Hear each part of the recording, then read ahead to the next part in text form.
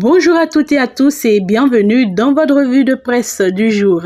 On ouvre avec la grande actualité politique du moment, l'affaire du parrainage. C'est le sujet qui fait la une dans plusieurs quotidiens. Le Télégramme titre en grand « Affaire parrainage, Boni Yayi, président du parti Les Démocrates, Renaud Agbodjo et Jude Lodjou convoqués. Le potentiel confirme l'information dans le même temps. Affaire fiche de parrainage pour la présidentielle de 2026, Boni Yayi Agbodjo Lodjou convoqués par la police judiciaire. Les convocations transmises par voie d'huissier hier. Et le Béninois apporte un détail supplémentaire, falsification du parrainage sur plainte de Sodjidou. Convoqué à la brigade, Yayi fait réserver son billet d'avion.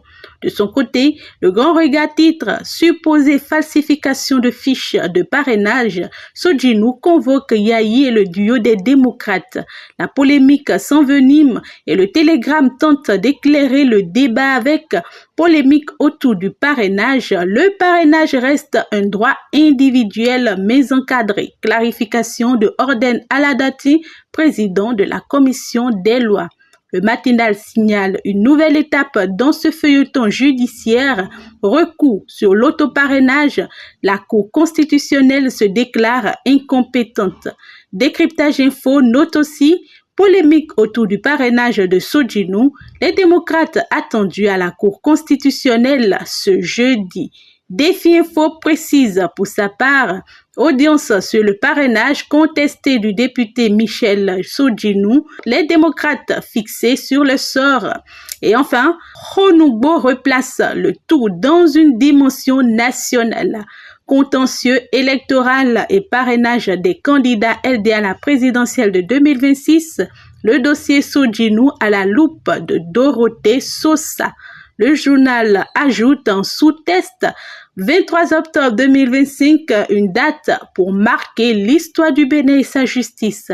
La paix du Bénin dans les mains des 7 sages de la Cour constitutionnelle. Restons dans le champ politique avec d'autres remous électoraux. Défi Info évoque des tensions dans la désignation des listes municipales. 6e circonscription électorale.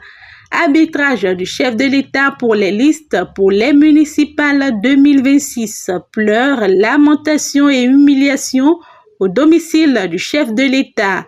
Hier, le journal détaille Houdé, Noutayi et Tal leur divergence en public. Tokpanou confirme son leadership à Calavi, Centre et Talon déjoue un complot contre Gilles Akba à Godomé. Et pendant ce temps, Décryptage Info rapporte une autre voix. Présidentielle de 2026, Philippe Noudjenomé dénonce un plan d'exclusion. Enfin, Honugbo annonce un nouveau contentieux. Brouille autour de l'organisation des élections de 2026 au Bénin.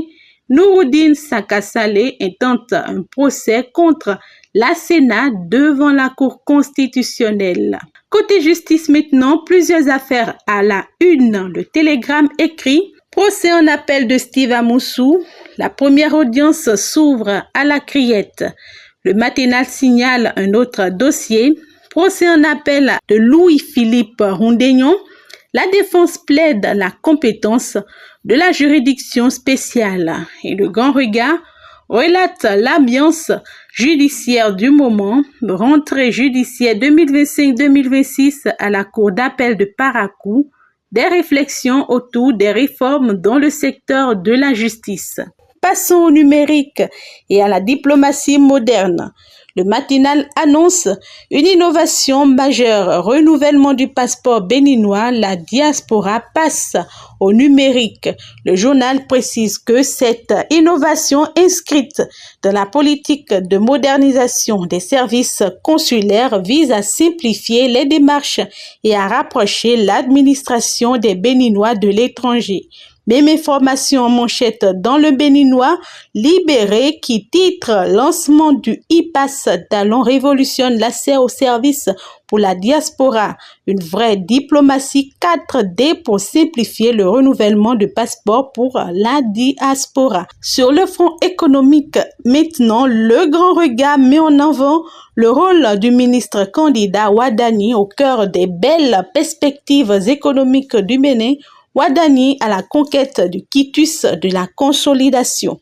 Décryptage Info note la dynamique régionale, crédit bancaire dans l'UEMOA, près de 2/3 des financements pour 3 secteurs et le même journal annonce gouvernance, secteur privé, décentralisation, l'Allemagne met 98,4 millions d'euros pour appuyer le Bénin. Toujours dans l'économie, le potentiel écrit valorisation des produits Made in Bénin. L'OAPI certifie le Gari Sohui de Savalou et le Azimi d'Agonli. Et enfin, le Béninois Libéré complète état des marchés financiers africains. Le rapport ABSA confirme la dynamique du développement du Bénin. Autre fait marquant de société et d'actualité, le Télégramme révèle une opération musclée, lutte contre la cybercriminalité, 8 cybercriminels interpellés dans un couvent dans le Koufou. Le potentiel signale des irrégularités administratives, sélection des opérateurs pour la gestion des cantines scolaires, la NAN des irrégularités dénoncées dans l'attribution du lot 11. Le Béninois Libéré titre ultimatum à un cadre de la SBE. La direction exige son retour avant le 27 octobre. Et le Télégramme annonce un grand rendez-vous pour la planète. Climat et développement durable, Cotonou accueille le sommet Climate Chance Afrique ce 27 octobre. Plus de 600 acteurs attendus pour accélérer l'action climatique sur le continent. Le Grand Regard rapporte pour sa part accident de circulation à Parakou. Les nids de poules font renverser un camion. Et à l'international, quelques échos. Honoubo informe déposé en prison Nicolas Sarkozy. Nicolas Sarkozy s'adresse aux Français et à ses soutiens. Et dans le même journal, élection présidentielle au Cameroun, Paul Biya déclaré vainqueur, son ancien ministre et concurrent, Chiroma conteste. Voilà pour l'essentiel de cette revue de presse. Merci de l'avoir suivi. Ibis TV, créé pour inspirer.